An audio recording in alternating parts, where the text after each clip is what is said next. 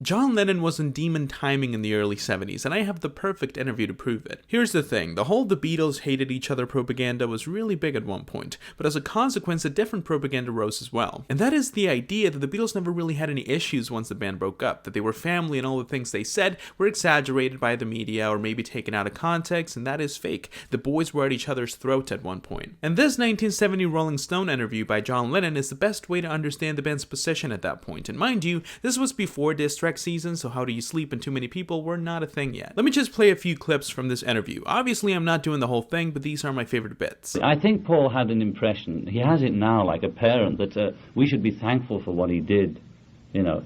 But he kept for keeping the Beatles going, but when you look upon it objectively, he kept it going for his own sake, you know. But Paul made an attempt to carry on as if Brian hadn't died, you know, by saying, now boys, we're going to make a record. After Brian died, we collapsed.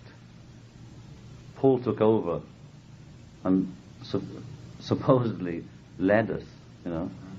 But what is leading us when we went round in circles? Hearing John basically admit that the band was over the moment Brian Epstein died is both confusing, but it makes total sense as well. Hearing him admit that Paul McCartney basically became the leader and the fact that he was the one that pushed them to make more albums is also confusing, but once again, makes total sense. Everything the guy's saying here makes total sense, but there's a clear tone of animosity that makes you think, how on earth did they really back in? John sounds pissed in this interview, but not the kind of pissed where you had an argument with a friend and then everything's good in a couple of days. He's talking about stuff that happened all the way back in 1966. Paul didn't make any major statements about this, and once again they did manage to fix things in the future, but this is a really big part of the truth. So I'm just letting you know, if you want to explore the story of the Beatles, you'll find a lot of good moments and a lot of camaraderie too, but you'll also see moments like these, and they're moments you cannot ignore.